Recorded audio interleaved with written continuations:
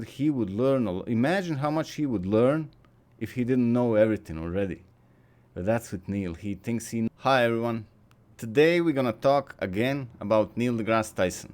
We're gonna react to one of his videos. He's talking with Joe here, Joe Rogan. So just a short video, we're gonna react to it.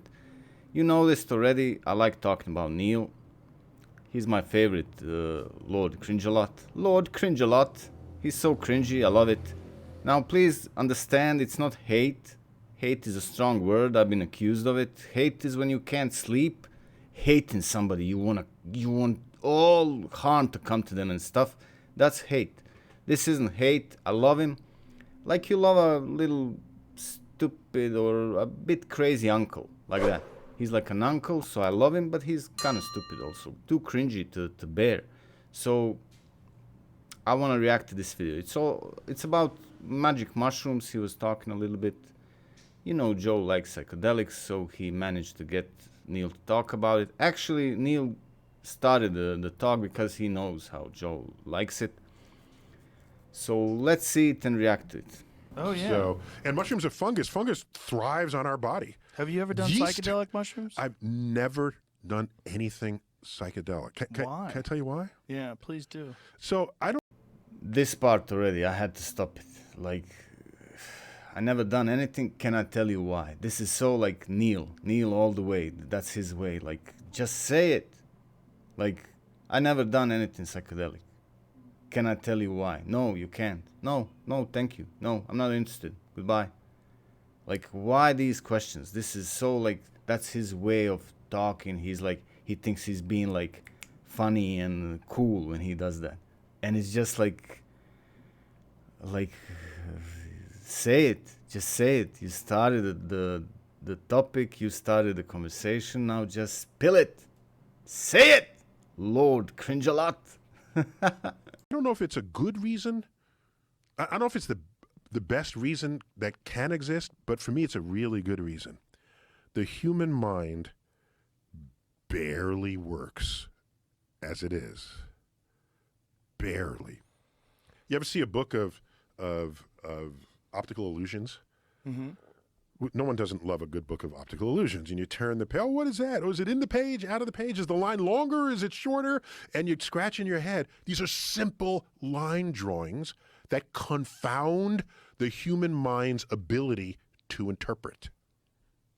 Our brain barely works as an accurate decoder of the natural world around you. You now want to stir in chemicals?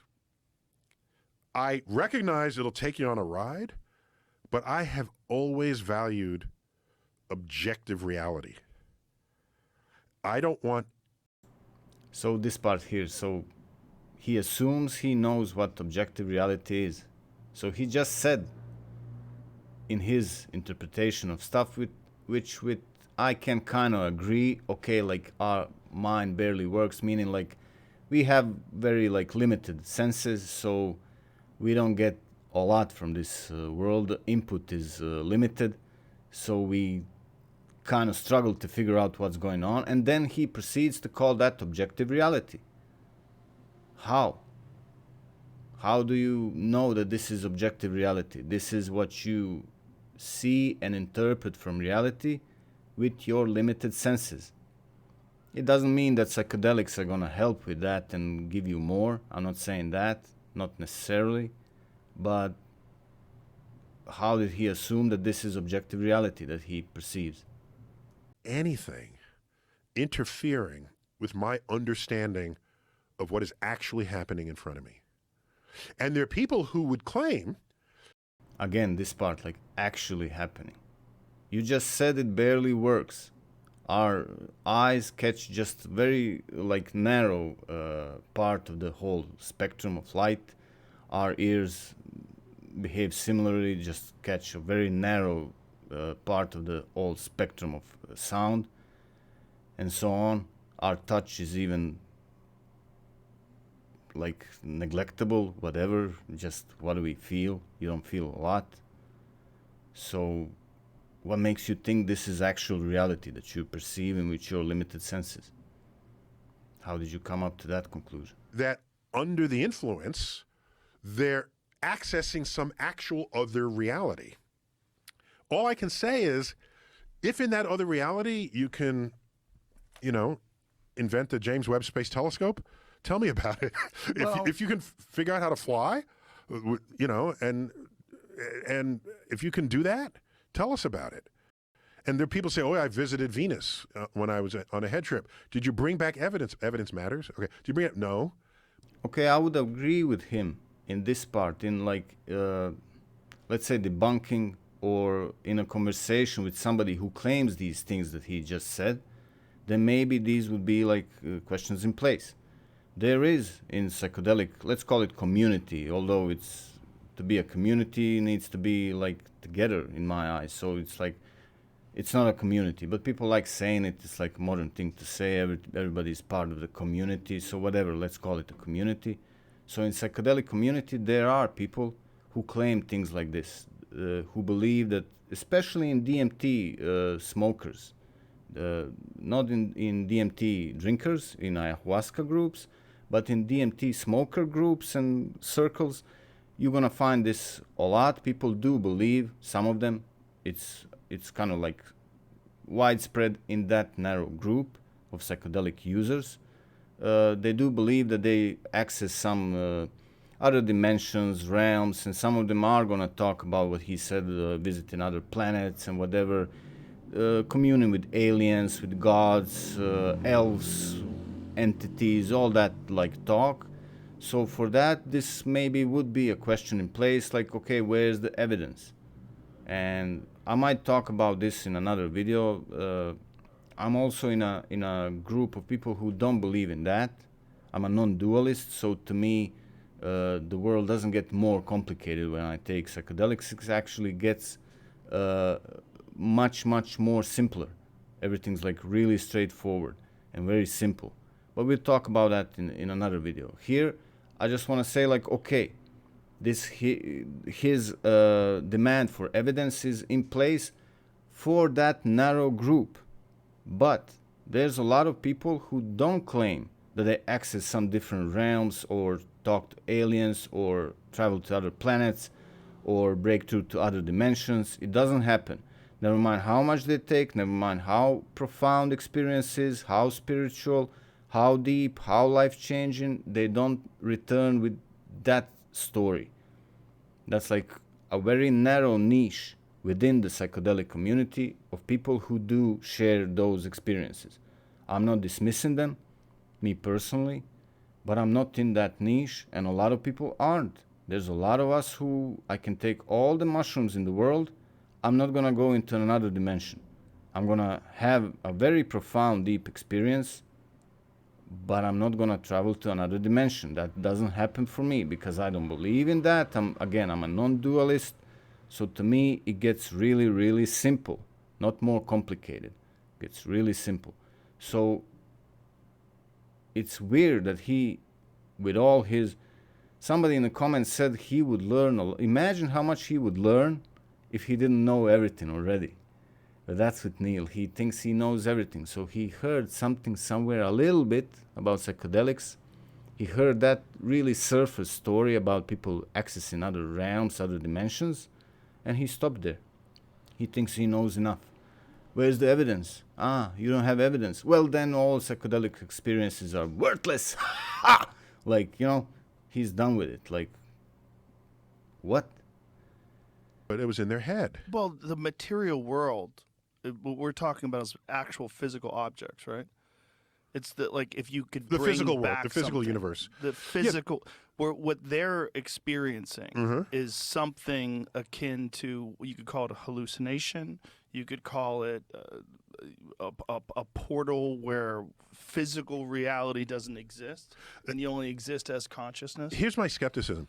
I don't mind people saying that they visited another planet or whatever, wherever they're visiting, or some astral plane. Okay, I don't. Okay, I'm. Write a travelogue and share it with people, as some have done. I guess it's weird to me how Joe, he has a lot of experience with psychedelics. I assume he talks about it a lot. How didn't he tell him that that's not all there is. It's not only about traveling to other dimensions. It's about traveling within, which, especially for Neil, that would be a really interesting thing for him to take, let's say, ayahuasca, and to have a conversation with himself. Maybe he would see himself for a cringe lord that he is, and he would feel the cringe dripping off the walls in every room he enters. Maybe he would see these conversations that he has with people when he's interrupting constantly, and how he's talking to adults like they're kids. He does this all the time. He's good as a scientific, to explain science to kids. He's good for that. So to go and explain science to a bunch of 10-year-olds, he's great. He's gonna like spark interest in them and give them some info and some facts that they're gonna say, wow, you know, kids are gonna love it. But then he goes on and talks with Joe, that's what, 55 years old. He talks to him like he's a kid, like he's also 10 years old. He needs to like wow him with some random facts. So maybe when he would take psychedelics, he would see himself, his overinflated ego, his love for himself. He's obviously in love with himself, with the way he behaves, with the way he looks on camera, with the way he sounds, everything. He loves his voice.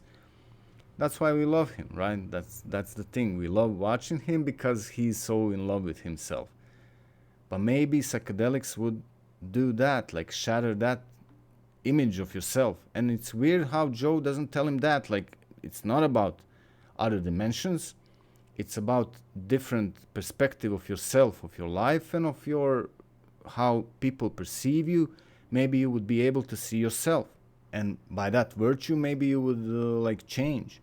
I'm not saying he needs change. Also, I'm not saying he's good like this. He loves himself. He's great to himself. He goes around making these interviews, gets paid. He has a lot of money for his career. Maybe it would even be harmful for him to see himself like we sometimes see him, like to cringe so much as we cringe. But again, that would be maybe the consequence of him taking psychedelics, not him going to Venus. I really doubt he would go to Venus. I never went to Venus. I ate a lot of and drank a lot of psychedelics, never went to Venus, never will. It doesn't exist for me. Again, I'm a non-dualist. But how come Joe doesn't tell him that? Like, it's not about that. You read something, it's a very narrow niche within psychedelic community, and you just focused on that, and you're here debunking it, asking for evidence and laughing it off. Like, ha ha ha ha. It's ridiculous, really. I would ask whether what you experienced is part of an objective reality that we can all recognize. Because if it's not, then it's completely in your head. And if it's completely in your head, But wait a minute. it's less useful. But what do you mean? But everything's completely in our head. How does he not see that? Again, him with his objective reality. How do you know this is objective reality? It's all in your head. This also is in your head. This what you see as objective reality is also only in your head. Nowhere else. Where else? Where else are you perceiving things? Where else? In your head. It's so funny that he doesn't like see that he doesn't switch that part. He's so limited.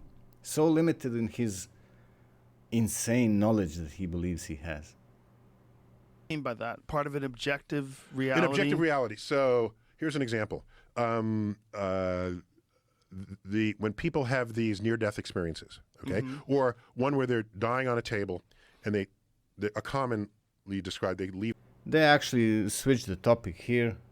They just talked a couple of minutes about their magic mushrooms and psychedelics in general, and Neil demonstrated again his inability to think outside of his big old head. So there, I just wanted to talk about that a little bit, to cringe a little bit more at Neil, to see his, like, he knows everything, really, he knows everything. Somebody said in the comments, I said it already, just ironic that he mentions optical illusion book which are in front of you in your objective reality, but to see what it really is, your perspective has to shift. Yet he doesn't want to entertain the idea that the current reality could be the optical illusion at first glance. Okay.